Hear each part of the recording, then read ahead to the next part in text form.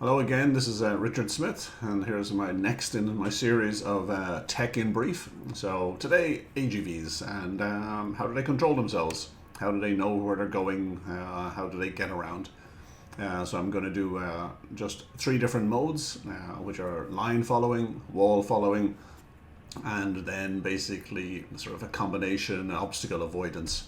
Uh, Okay, so line following. So here is a simulation program, Copelia Sim, and I learned this from, I'll put up a link in the description below. So this was effectively following a course and trying to work out how these things work. So what you have here is there's a black line on the screen that is the path that needs to be followed. There is a little robot on here, which I'll zoom in on a second to explain what's in it. And top right, we have a little graph. I can move it around. And this shows what's been seen through the camera of the robot and the camera. Okay, so here's our little robot. You can see it's got a couple of wheels. The two wheels are driving left and right. And then you have things on here. So this is the camera, the blue rectangle is the camera, and pointing down. And you can see it's pointing across the line. This square of the camera view is what's showing up in this graph or this display on the top right. Okay, we're going to run this. It'll go a bit mad at the start as it sort of trying to find its way, and then it finds the line. So just watch as it goes. So you can see it's looking ahead on the top right. You see what it sees. Oh, cross the line. It's going, oh, where's it gone? Where's it gone? Where's it gone? And then it finds it again. And then once it's in that area, now as you can see, it's regulating. It comes to a corner. It sees more of the floor than the line, and it compensates and it moves. And we're just changing the speed of the wheels, based on.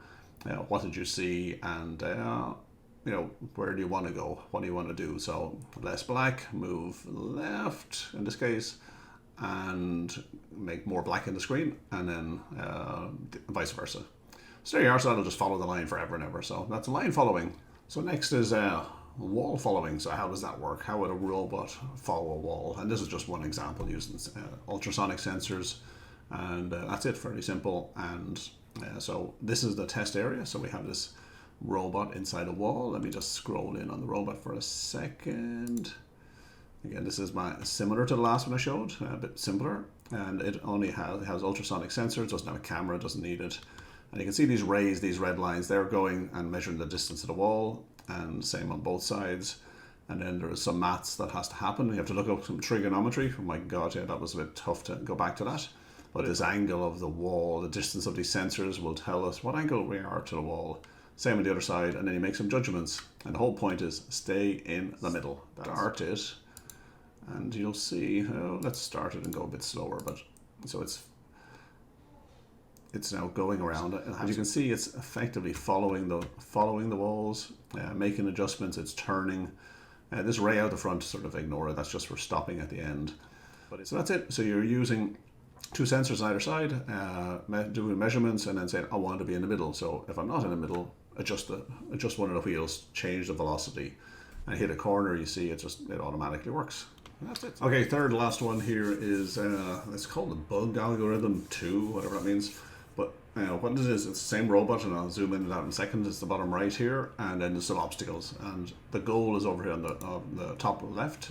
That's goal, and that's where it needs to get to. So what it does is it knows where the goal is, and then what it does, it tries to head towards the goal in a straight line. If it hits the obstacle, then it follows the wall around until it goes past the line to the goal, which goes in a straight line again, and then hits the wall. So let's turn this on. So let's run it again. I'll speed it up a lot. So it took a left this time. Okay. I keep it further away from the wall. In this case, that's what I expanded, the distance at which it senses an object. Let's see what it does this time. Turn, go towards, you're gonna messed up. Ooh, did it get, oh it did. Yeah, okay, so I had to change that parameter. It was getting too close to the wall, but that's the thing, that this is a very simple algorithm, and you can't really depend on these things fully, which is, okay, and it goes to the goal. Perfect. Okay, so I showed you three different things. I showed you line following, I showed you wall following, and how to stay between some walls. And then there was this combination, which was where you are heading towards a goal, you see an obstacle and you find a way around it, and then find your way back towards the goal. So just in brief, just wanted to share those things. Now, in industrial situations, it's a combination of things. Some of these things are very simple, I showed you, and they won't work in all circumstances. There'll be something in the way. How do you get around it? How does that AGV know where to go? So you end up with a bunch of different things that are happening to help build this strategy, and so that you can avoid situations like I'm probably going to say now. Yes, and here's one that's just going around in the circle. It is confused. What would you need to do here? You would need to add in some other variables, add in some other control strategy. So again, this is Richard Smith. This is just tech in brief and an introduction to AGVs. So hopefully you enjoyed it, and I'll see you on the next one. Thank you very much. Have a good day.